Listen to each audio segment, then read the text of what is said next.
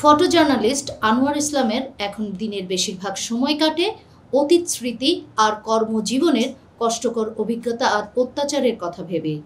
৭২ বছর বয়সী এই ফটো জার্নালিস্ট বার্ধক্যের অসুস্থতা ছাড়াও ভুগছেন বিভিন্ন সরকারের আইনশৃঙ্খলা বাহিনীর হাতে অত্যাচারের আঘাতের ব্যথায়। ১৯৭৩ সালে দৈনিক গণকণ্ঠে যোগ দেওয়ার মধ্য দিয়ে কর্মজীবন শুরু করেছিলেন তিনি। এরপর বিটিভি, দিগন্ত টিভি, এমনকি আন্তঃবাহিনী জনসংযোগ পরিদপ্তর আইএসপিআরেও ফটো জার্নালিস্ট হিসেবে দায়িত্ব পালন করেছেন। দীর্ঘ ৩৫ বছরের কর্মজীবনের ঝুলিতে রয়েছে বিচিত্র অভিজ্ঞতা। সেই অভিজ্ঞতায় সম্মান যেমন ছিল, তেমনই রয়েছে ফটো জার্নালিস্ট হিসেবে সরকারের বাহিনীর হাতে ভয়াবহ নির্যাতনের কষ্ট। দৈনিক গণকণ্ঠের হয়ে সরকারের অত্যাচারের ছবি তোলার অপরাধে সে সময়ের সরকারের আধা সামরিক বাহিনী জাতীয় রক্ষী বাহিনীর হাতে প্রথম মার খেয়েছিলেন তিনি। তবে সবচেয়ে বেশি অত্যাচারের শিকার হন 111-এর আর্মি নিয়ন্ত্রিত সরকারের আইনশৃঙ্খলা বাহিনীর হাতে। সে সময় তিনি বিটিভিতে কর্মরত ছিলেন। খালেদা জিয়া যখন কেয়ারটেকার গভর্নমেন্ট আসবে তার আগে ওই খালেদা জিয়ার লাস্ট মিটিং ছিল ওআইসি কনফারেন্স জেদ্দাতে, এবং শর্ট টাইম, একদিন না 2 দিনের। তো ওইটাতে গভর্নমেন্টের লোক খুব একটা যায় নাই। গভর্নমেন্টের লোক বলতে আমি গেছিলাম, আর এই প্রেস উইংয়ে 2-4 জন যারা থাকে 1-2 জন গেছিলো, খুব ছোটো টিম নিয়ে গেছিলাম আমরা।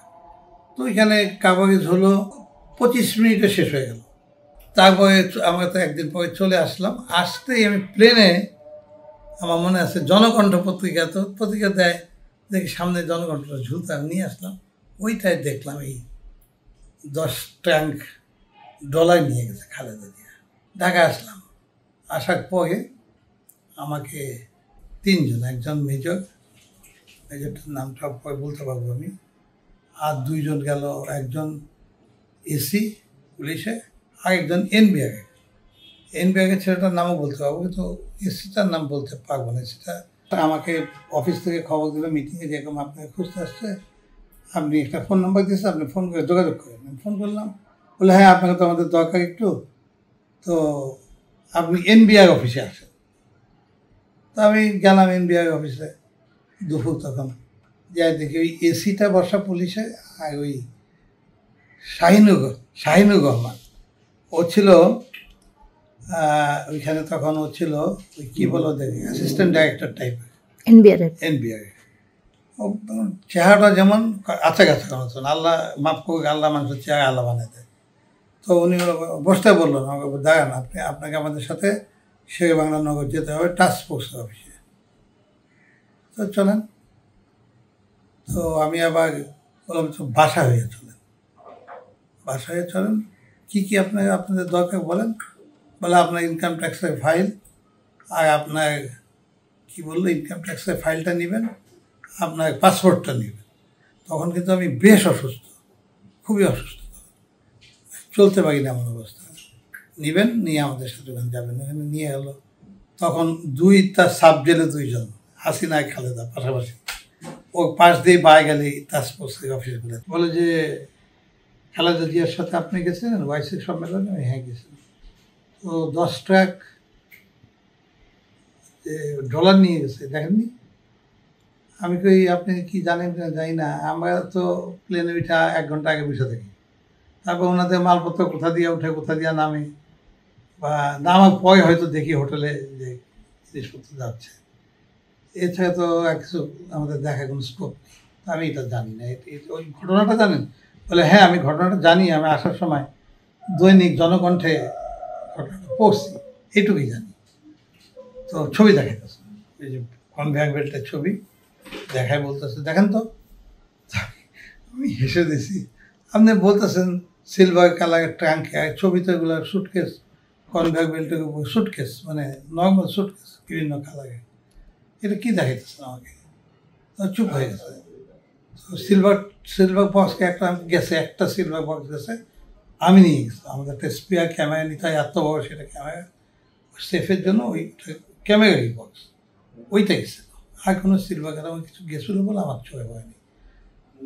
তখন ওই ব্রিফকেস, সামনে ব্রিফকেস করে একটা কাগজ দিল, কাগজ দিয়ে বললো এটা নিচে সই করে। আমি বললাম যে আমি কি ছোট বাচ্চা নাকি, আপনি তো সাদা কাগজ দিলেন, আমি সই করলাম, কী লিখতে হবে লিখে দেন, না আমাকে বললাম আমি লিখে সই করি।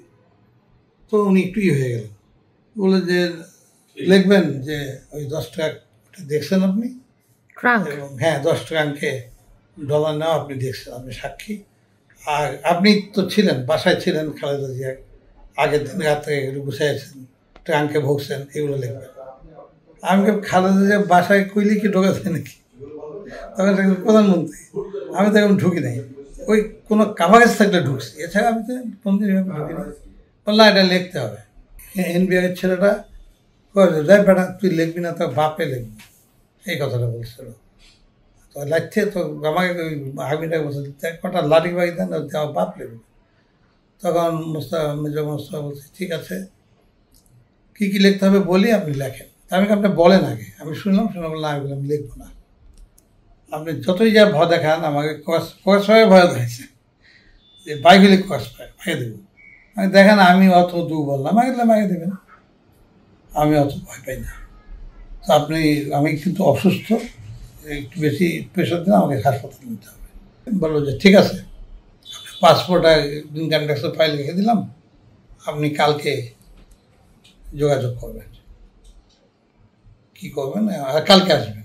আমি চলে আসলাম, সাথে মাথায় দিয়ে হাইটে হাইটে যখন ওই সাব জেলে আসছি, আমার টাইম পাশে আমি ওই রাস্তা ওই ফুটপাথটা দিয়ে আসছি, হঠাৎ মনে এটা সাব জেল, এটা কার্ড দেখা গেছে। আমি কি করছি আমার মনে নাই, যে শালা এখানে না গুলি করে দেয়, জেলে ঢুকতেছে। আমি দিশের দৌড় এখান থেকে এক দৌড় একদম আসাদ গেটে আসা, আমার একটা পেট্রোল পাম্প ছিল, ওটা পরিচিত, যা ঢুকছি। আমাকে কিন্তু মার্চে প্রথম দিন, আমি বাসায় এসে বলিনি, উপর করে বেঞ্চ, একটা যে স্কুলে বড় বেঞ্চ থাকে না, ওরকম বেঞ্চে দুটা বেল্ট দিয়ে আমাকে বাঁধলো উপর করে, আমাকে মানে হিপে পাছার মধ্যে মোটা লাঠি দিয়ে যতটুকু পিটানো যায়। পরে আমার কোনো অনুভূতি ছিল না যে মায়ের খাচ্ছি না খাচ্ছি, আর পায়ের তলে খুব মারছে আমাকে। মায়ের চুল ধরে উঠাই ওটা খুললো, খুলে বলো বুঝছিস তো মাইকে জিনিস, কালকে আসবি, তুই বেলা ছেড়ে দিল। আওয়ামী লীগ সরকারের গত 15 বছরেও তিনি অত্যাচারের শিকার হয়েছেন সরকারি বিভিন্ন বাহিনীর হাতে। নেওয়া হয়েছিল বহুল আলোচিত আয়না ঘরেও। শেখ হাসিনার সময় একবার আটক করে নিয়ে গেল, পরে বুঝলাম এই সেই আয়না ঘর।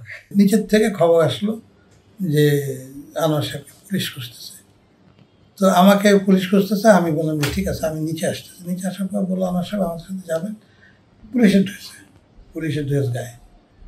তো একজন সাব ইন্সপেক্টর আসছিল, কোথায় যাবো, বলে আপনাকে একটু জিজ্ঞাসাবাদ করবে রমনা থানায়।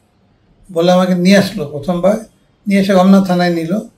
তো ওসি টসি সবাই পরিচিত, তো মুখ পরিচিত। বললো যে কী জিজ্ঞাসা করবো আপনাকে, এই আন্দোলন ফান্দোলন হইতেছে, বুক কোম্পানি গেছে, আপনি কি এদের সঙ্গে জড়িত? আমি কেন না ভাই, আমি একেবারেই নন পলিটিক্যাল লোক, আমি কোনো ছাত্র সংগঠন বা কোনো ইসের সংগঠনের সাথে জড়িত না। এখন আমার দুর্ভাগ্য হচ্ছে যে আমাকে পোস্টিং দিছে এখানে, আমি সরকারি চাকরি করছি, আমার মেধা যতটুকু ছিল কাজে দিয়েছি, ছেড়ে দিল। 2-3 দিন পরে আবার নিয়ে গেল, আমি তখন বুঝতে পারছি, আমাকে যখন ক্যান্টনমেন্টে গেট দিয়ে ঢুকায় চোখ বেঁধে দিল, 3rd গেট, যে জাহাঙ্গীর গেট ঢুকে নিয়ে গেল। আমি তো আইএসপিকে থাকতে বহুবার ওই অফিসে গেছি। আমি নামলাম, পোস্ট অফিস ছিল, ক্যান্টনমেন্ট পোস্ট অফিসে উল্টা দিকে নিয়ে, যখন ওই যে ইটে ফ্লোর, ছোট্ট জায়গা, ওখানে হাঁটে না, তো আমি কনফার্ম হইলাম যে এটা দ্বিতীয় অফিস। নিয়ে গেল ভিতরে, নিয়ে একটা সেলে ঢুকাইয়া চোখ খুলে দিল। তো একটা নেভির পেটি অফিসার, সে দেখি যে দুপুরে খাবার নিয়ে আসছে, বললো খান এগুলো। আমি খাবো না। বলে না খেয়ে কষ্ট করে থাকেন না, কতদিন থাকতে হয়, ঠিক খান। পরের দিন এদিকে তো বাসায় হইচই শুরু হয়ে গেছে, একে নিয়ে কোথায় নিয়ে গেল। তো আমার বড় ভাই কিন্তু হাইকোর্টে যাচ্ছিলেন, জাস্টিস। তো উনিও খোঁজাখুঁজি শুরু করলো, বুঝলো যে খোঁজাখুঁজি হইতেছে। আমাকে নিয়ে পরের দিন সকালবেলা আবার চোখ বেঁধে নিয়ে গিয়ে যে শখ দিয়েছিল হাতে, শখের মেশিনটা আমি দেখছি। এই হাতে একটা তাক পেঁচিয়ে দিল, এই হাতে একটা তাক পেঁচিয়ে দিল, আর একটা হ্যান্ডেলের মতো। এইটা যত জোরে ঘুরাবেন তত বেশি ভোল্টেজ আসবে। প্রথমে আস্তে আস্তে ঘুরাইলো, তারপর জোরে জোরে ঘুরাইলো, ঘুরে আমাকে শখ দিল। শখ দিয়ে পরের দিন ওই পেটি অফিসার, আমি সকালবেলায় দেখছিলাম যে 8-10 জন স্যান্টো গেঞ্জি পরে ফর্সা একদম বেশ হেলদি আমার ছেলের সামনে দিয়ে নিয়ে গেল এবং ঘন্টা 2 পরে আবার ফেরত দিয়ে গেল। আমি পেটি অফিসারটাকে জিজ্ঞেস করি যে কাকা, বলে এই আপনার মতো বন্দি হয়ে আইছে, অনেক দিন ধরে আছে, ওই একটু হাঁটাইতে নিয়ে যায়, এই অফিসের ভিতরে একটু হাঁটাই 2 ঘন্টা ব্যায়াম ট্যাম করে আবার আইসে এখানে আটকে। আমি এখানে আসছি 1.5 বছর 2 বছর, আমি দেখতেছি আগেই আনছে। তো আপনাকে হয়তো দেখেন এরকম আটকে দিতে পারে। That day was 4th day. সকালে আমাকে বললো যে ঠিক আছে আপনাকে ছেড়ে দেবো সন্ধ্যার সময়। ছেড়ে দেবো, চক চাপ্পা কতগুলো মারলো, বললো আপনি সব রাজনীতির সাথে জড়িত হয়েছেন, এই হয়েছেন সে হয়েছেন, বিএনপির লোক আপনি। তা কী করবো। 2024 সালের জুলাইয়ের ছাত্র জনতার আন্দোলনের সময়ও আইনশৃঙ্খলা বাহিনী আটক করতে এসেছিল 72 বছরের এই বৃদ্ধকে। রাত্রি তখন 12:30, তো 22শে জুলাই পড়ছে, ধাম ধাম করে দরজায় লাথি মারতেছে। ছেলে এসে খুললো, আমার লাগবা পুলিশ আসছে। তো একটা ইন্সপেক্টর আর একজন সাব ইন্সপেক্টর, একটা কনস্টেবল বসেন আপনারা। আর আমাদের এই বিল্ডিংয়ের সেক্রেটারি, যিনি কমিটি একটা আছে আমাদের সেক্রেটারি। তো লোকটা চেহারাও কুৎসিত টাইপের একটা চেহারা, র্যাঙ্ক আছে, ইন্সপেক্টর একটা স্টার, আর 2টা স্টার গেল, সাব ইন্সপেক্টর 2জন, নাম নাই। তো আমি নাম নাই দেখলাম, নামটা একটা খোলা সবাই। তো বললো যে আমাকে বলেন কী জন্য আসছেন। বলে আপনাকে একটু থানায় যেতে হবে, ধানমন্ডি থানায়। কেন যাব? আমি তো এমনি খুব অসুস্থ। সেদিন আমি শ্বাসকষ্ট হচ্ছিল, ওই সময় আমি অক্সিজেন নিচ্ছিলাম। বলতে হ্যাঁ আমি তো অক্সিজেন নিচ্ছিলাম। তো আমাকে কেন নিয়ে যাবেন? বলে হায়ার অথরিটি নির্দেশ, আপনাকে নিয়ে যেতে বলেছে। তুমি হায়ার অথরিটি মানে তো পুলিশে এসি থাকে থানায়। বলে হ্যাঁ আমি একজন এসি, উনি বলেছেন আপনি রেডি হবে। তখন আমি দেখলাম যে যাইতে তো হবেই, আসতে যখন গেলে তো মাধ্যমগুলো মরিয়ে যাবো যে অবস্থা শুনে। আমি বললাম খুব জোরের সাথে বললাম, যেখানে আমাকে নিয়ে যাবেন আমার একটা শর্ত আছে। বলেন। আমাকে নিতে হলে অ্যাম্বুলেন্স আনবেন, এক কথা, আমি অ্যাম্বুলেন্স ছাড়া যাবো না। আর সেকেন্ডলি যেইখানে লাইফ সাপোর্ট আছে, কারণ ইতিমধ্যে আমার 2বার লাইফ সাপোর্টার ছিলাম আমি হাসপাতালে, যেখানে লাইফ সাপোর্ট আছে সেরকম জায়গায় আমাকে নিতে হবে। এটা আপনাকে কথা দিয়ে যদি নিতে চান তাহলে আমি স্বেচ্ছায় যাব, আর যদি এই শর্তে রাজি না হন তাহলে কিন্তু আমি যাব না, আমাকে জোর করে টাইনা হিসেবে আপনাকে নিতে হবে, বাড়ির লোক পাড়ার লোক সবাই জানবে। তো ওই কোনায় যাইয়া কোনে কথা বললো, কী বললো ফিসফিস করে, এটা কথা বলে এখানে বসলো। বসার পরে বললো আপনার টেলিফোনটা কোথায়? তো আমি ভাইকে, আপনি দেখেন টেলিফোন তো হাইকোর্টের নির্দেশ আছে, দেওয়া যায় না, আমার ব্যক্তিগত অনেক কিছু আছে এর মধ্যে।